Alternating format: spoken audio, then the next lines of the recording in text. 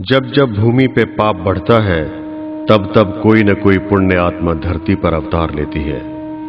ऐसी ही एक पुण्य आत्मा कलयुग में 24 दिसंबर सन 1908 तदनुसार पौष मास विक्रमी संवत 1965 में अवतरित हुई।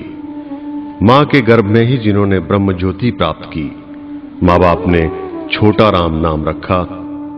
जब माता रामी देवी ने, जो कि अत्यंत दयालु स्त्री थी, एक पंडित को छोटा राम का भविष्य पूछा तो पंडित ने कहा, यह बालक राजा बनेगा, देश पर राज करेगा या फिर देवता सन्यासी होगा।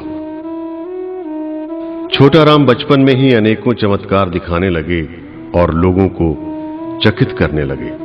मात्र 9 वर्ष की आयु में ही माता रामी देवी का देहांत हो गया।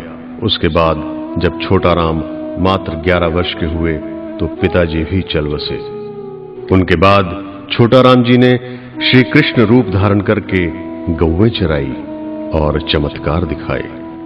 छोटा राम जी कुरुक्षेत्र गुरुकुल में चले गए, जहां उन्होंने हिंदी संस्कृत का अध्ययन किया। छोटा राम जी जिस पुस्तक को एक बार पढ़ लेते थे उसे कभी नहीं भूलते थे। सभी इस विलक्षण और असाधारण बुद्धि को देखकर दंग रह जाते थे।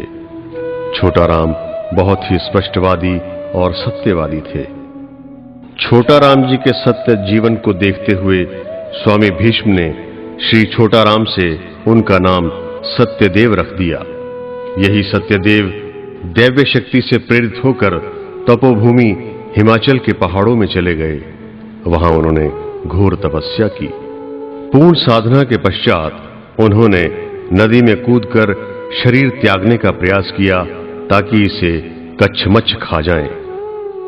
वहां पर 3 देवी लक्ष्मी, ब्रह्माणी और गौरी प्रकट हुईं और स्वामी सत्यदेव को ब्रह्म आनंद में लीन रहने के कारण ब्रह्मानंद का नाम दिया और कहा कि आप दुनिया को सत्य का मार्ग दिखाएं और दुखियों के कष्ट हरें। स्वामी ब्रह्मानंद जी ने कश्मीर से लेकर कन्याकुमारी तक देश के कोने कोने में यज्ञ और भंडारे दिए।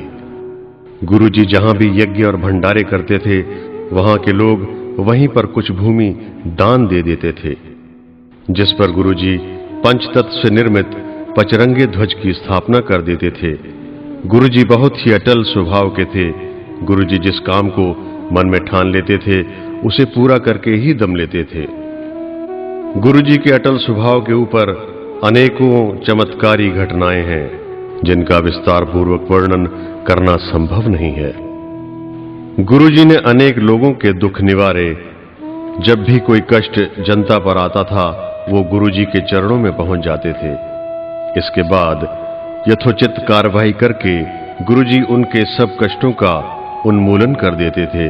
इसी प्रकार स्वामी जी का सारा जीवन ऐसी अनेक रहस्यपूर्ण घटनाओं एवं लीलाओं से परिपूर्ण है, जो सहसा ही मर्यादा पुरुषोत्तम भगवान राम और लीला पुरुषोत्तम भगवान कृष्ण की याद ताजा कर देते हैं। गुरु जी ने 50 ब्रह्म विचार, नीति विचार आदि महान ग्रंथ लिखे। ये ग्रंथ स्वामी जी की मौलिक रचनाएं हैं। इनका क्षण भर का अध्ययन मानव को नई राह देता है। स्वामी जी का सारा जीवन सामाजिक बुराइयों को मिटाने, लोगों को ज्ञान देने और सत्य का मार्ग दिखाने में बीता। 16 मई सन 1973 वैशाख शुदी पूर्णमासी विक्रमी संवत 2030 में गुरु जी पंच भौतिक देह त्याग कर ब्रह्म सात हो गए। आज भी स्वामी जी का पल भर का स्मरण उनकी उपस्थिति का एहसास दिलाता है। स्वामी जी के हिमालय जैसे विशाल जीवन पर प्रकाश डालना हम तुच्छ प्राणियों के लिए संभव नहीं। आप सभी भक्तों के समक्ष एक गीत सत्य घटना पर और शेष गीत काल्पनिक आधार लिए हैं। आशा है आपको पसंद आएंगे। अगर कहीं कोई त्रुटि हो तो वो मेरी अल्प बुद्धि का प्रमाण होगा। सभी भक्तों को विजय कुमार चूहड़ माजरा की तरफ से ओम तत्सत नमस्कार।